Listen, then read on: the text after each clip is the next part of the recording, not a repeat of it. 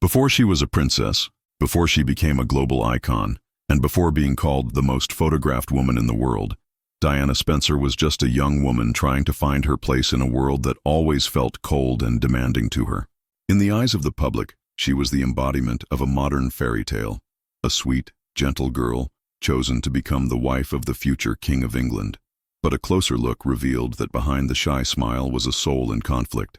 For years, Diana lived trapped in a rigid system where emotions were hidden, vulnerability was seen as weakness, and appearance mattered more than truth. And even though she was surrounded by wealth and privilege, she felt profoundly alone. But Diana didn't want to be just a pretty face on the cover of magazines. She had a story to tell, a story that went far beyond the backstage of the British monarchy. It was the story of a woman fighting to be heard, respected, and loved. That's why, in secret, she reached out to journalist Andrew Morton. Through confidential recordings made in total secrecy, Diana revealed her real life, childhood traumas, marital dilemmas, the weight of depression, and the strength she found to fight back. These words, spoken with emotion and pain, became the foundation of the book that shocked the world in 1992. Diana, her true story, in her own words. For the first time, the princess wasn't seen only through the lens of the press, but through her own eyes. This video is based on that account. It is not a reinterpretation made by others. It is the story of the Princess of Wales told with the voice of the woman behind the crown, with all her light, shadows, hopes, and scars. Because before she was a symbol, Diana was human. And it is in that space between suffering and courage that her true story begins. Diana Frances Spencer was born on July 1, 1961, in Sandringham, at the heart of the British aristocracy. From the very beginning, she lived surrounded by castles, traditions, and expectations. But none of this noble setting could protect her from what would mark her the most: emotional absence at home. The daughter of Viscount Althorp and Frances Roche, Diana grew up in a family in crisis. Her parents' marriage was tumultuous, full of arguments and painful silences. When she was still a young child, Diana watched her mother walk away, an abandonment that left a wound that would never fully heal. She often said that her childhood was very unhappy. There was wealth, there were servants, but the most essential thing was missing: emotional security. She felt ignored, dispensable, and that feeling of being unloved would follow her for many years, influencing her choices and behavior. At the age of 9, Diana was sent to boarding school, a common tradition among British nobility. But to her, it meant more distance, more loneliness. Even so, she showed sensitivity toward her classmates and a special willingness to care for others, something that would later become her trademark. Amid the cold corridors of the schools she attended, Diana never stood out academically. She herself admitted she was not a good student, but she had a different kind of spark. She was creative, loved dance and music, and above all, had a compassionate eye for the suffering of others. As a teenager, she dreamed of becoming a ballerina, a dream cut short by her height and the physical demands of the profession. But dance remained her refuge for years. It was through movement that she expressed what she couldn't put into words: fear, longing for affection, sadness. Despite the unstable environment, Diana nurtured a rare kindness. Everyone around her saw something special in her, a sweetness that contrasted with the harshness of the world she belonged to. But inside, she battled deep insecurities, many of them rooted in the abandonment she experienced in childhood. It was with this past, laden with denied affection and emotional neglect, that Diana entered adulthood. And perhaps it was precisely this silent pain that shaped the woman who, years later, would capture the hearts of millions with her empathy and profoundly human fragility. Diana was just 16 years old when she first saw Prince Charles. He was 12 years her senior, a friend of her sister Sarah, and the heir to the British throne. At the time, Diana found him friendly but distant, a man already shaped by formality and the weight of monarchy. Years later, they met again. Diana was now 19. Young, shy, and inexperienced, she was seen by the royal family as the perfect candidate, noble by birth, free of scandals, submissive, and always smiling. Charles, under pressure to marry, turned his attention to her.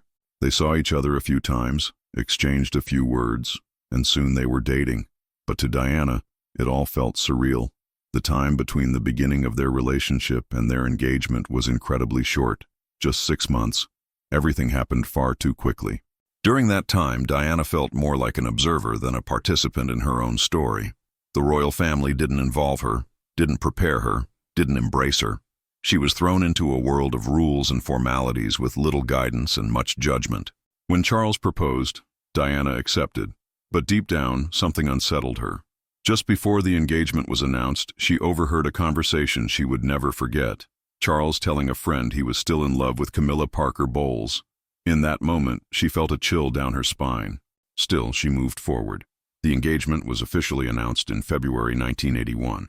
In the interview with the press, when asked if they were in love, Diana replied, "Of course," but Charles unsettlingly said, "Whatever in love means," a phrase that wounded her deeply. With the sapphire ring on her finger, Diana became the new obsession of the British media. Her image appeared on every magazine cover, shop window, and newspaper. But the young woman at the center of it all felt increasingly lost. She was beginning to realize that this fairy tale had a fragile foundation. What Diana didn't yet know was that by accepting that proposal, she wasn't just entering the British royal family. She was stepping into a labyrinth of loneliness, rejection, and surveillance, a world where even love had to be authorized. On July 29, 1981, before more than 750 million viewers around the world, Diana Spencer walked down the aisle of St. Paul's Cathedral wearing a grand gown and a look that mixed awe with fear. It was the wedding of the century, an ordinary young woman becoming a princess in the eyes of the world. But the glamour of that ceremony hid cracks that only Diana could feel. The night before the wedding, she discovered a bracelet Charles had made for Camilla. The piece had both their initials, proof that the bond between them had never truly been broken. Though deeply hurt, Diana moved forward. Already during the honeymoon, she noticed her husband's emotional distance. Charles would spend hours reading, ignoring her. On official trips, he corrected her in public, treated her coldly, and often seemed irritated by the attention she received. Loneliness became her constant companion. Inside the palaces, she felt like a stranger. There were rules for everything: how to speak, how to sit, what to wear. Few genuinely welcomed her, and any attempt at closeness was met with suspicion. The weight of public pressure and marital rejection began to show in Diana's body. She developed bulimia, an eating disorder she hid from everyone. In secret, she would purge compulsively as a way to cope with anxiety and despair. Depression soon followed. Diana tried to ask for help, but she was ignored. According to her own words, she self-harmed and even threw herself down the stairs while pregnant with Prince William, an act of desperation that, she insisted, was not a cry for attention, but a cry for help. While the media portrayed her as a fairy tale princess, the reality was that she was emotionally broken. None of the royal protocols made room for emotional pain. What mattered was appearances, and Diana was forced to keep smiling. It was in that painful silence that Diana began to realize how much her story needed to be told. Even if the world still saw her as a decorative figure, she was starting to discover something vital: her voice. On June 21, 1982, Diana gave birth to her first son, William Arthur Philip Lewis. It was a moment that profoundly transformed her. For the first time in a long while, she felt true, unconditional love, something she had long sought in adulthood and never fully received. From the very beginning, Diana was determined to be a different kind of mother than the generations of royals before her. She broke protocol by taking the baby on official trips, personally choosing his school, and becoming actively involved in his daily life, something rare by the standards of the British monarchy. 2 years later, Prince Harry was born, on September 15, 1984. With the arrival of her second son, Diana felt more confident in her role as a mother. With them, she found not just companionship, but also a reason to keep going, even in her darkest moments. She often said her sons were her greatest pride. She made a point of being present for birthdays, picking them up from school, playing on the floor. Simple actions, but revolutionary within the formal and often cold structure of the royal family. Diana wanted William and Harry to know what the real world was like. She took them to visit shelters, hospitals, and underprivileged communities. She wanted them to see people's pain up close, to learn the importance of compassion, a value she herself had in abundance. Even amid the turbulence of her marriage and the constant scrutiny of the press, Diana protected her sons with an intensity that bordered on instinct. When sadness overwhelmed her, time with them was what saved her from sinking deeper into depression. But motherhood also brought anxiety. She feared her children would be shaped by the same system that suffocated her. She fought to give them a childhood, freedom, and affection, all things she herself had been denied from an early age. Diana wasn't just a princess who enchanted the world. She was a devoted mother, determined to break the cycle of emotional distance and coldness in the British royal family. In the arms of William and Harry, she found the love she had always longed for, and in giving it, helped shape the men they would grow to be. As the years passed, the shy and insecure Diana began to give way to a stronger woman, one who was aware of her voice and her power to influence. Tired of being just a decorative symbol of royalty, she chose to take a stand, and that decision changed everything. Amid the collapse of her marriage to Charles, which had become public and increasingly humiliating, Diana began to seek her identity beyond the walls of Kensington Palace. She broke ties with traditional advisors, chose her own engagements, and started speaking for herself. It was during this time that she secretly approached journalist Andrew Morton. Through tapes recorded by a trusted friend, Diana revealed her true story, including details about her bulimia, suicide attempts, betrayals, and the deep sense of abandonment she felt within the House of Windsor. The recordings were made without the royal family's knowledge. When Diana, her true story, was published in 1992, the impact was explosive. For the first time, the public saw the princess as a woman in real pain, not just a media-manufactured image. Though she officially denied involvement at the time, the book gave voice to the pain Diana could no longer hide. She had crossed an invisible line, breaking the silence that upheld the monarchy's facade, and even in vulnerability, she found strength. At the same time, Diana immersed herself sincerely in humanitarian causes. She visited AIDS patients at a time when stigma was still rampant. She sat beside lepers, walked through minefields, and embraced the marginalized. Her actions were not just public gestures. They were clear demonstrations of empathy and defiance of convention. Every step she took outside the royal playbook was met with disapproval inside the palace. But to the public, Diana was becoming something more, a brave, vulnerable, and authentic woman. The title People's Princess was no longer just a media label. It reflected the genuine affection she inspired in millions. Diana didn't want to destroy the monarchy. She wanted to be heard. She wanted to be respected. And more than anything, she wanted to show that behind the dresses, tiaras, and formalities, there was a flesh and blood woman who suffered, who fought, and who was finally learning to own her story. In December 1992, the British Prime Minister officially announced the separation of the Prince and Princess of Wales. It was the end of a marriage that had never truly been solid. But for Diana, that public statement represented more than just a break from Charles.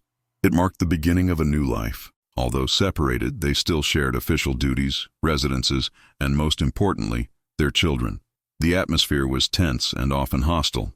The press followed their every move with relentless intensity. Every outfit, every gesture, every glance, everything was analyzed as if it were a political statement.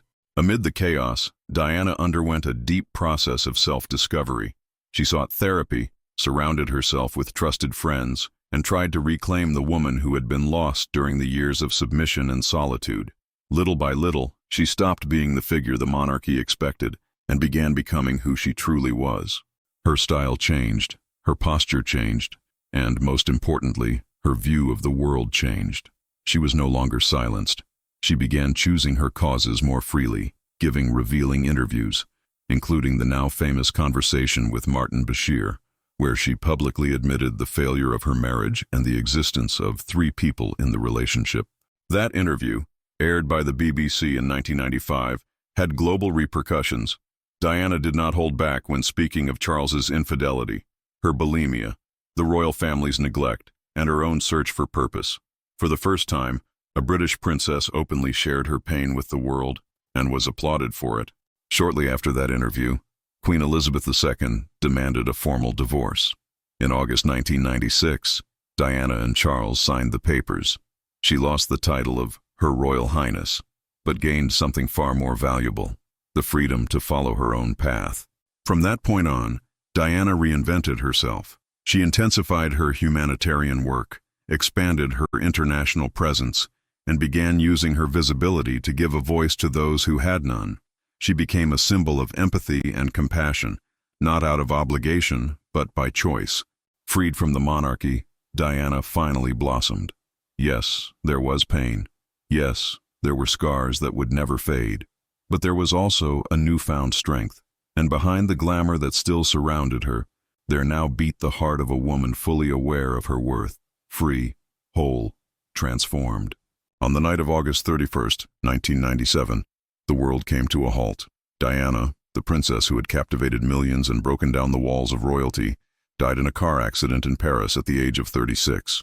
Fleeing from paparazzi alongside her boyfriend Dodi Al-Fayed, her life ended in the Pont de l'Alma tunnel, and with her, a part of the hope and empathy she represented was extinguished. The news spread like an electric shock. People wept in the streets. Millions of flowers covered the gates of Kensington Palace. For the first time in a long while, collective grief united the British people, not for an official figure, but for a common woman who had become extraordinary. The royal family, initially cold and absent, faced harsh criticism.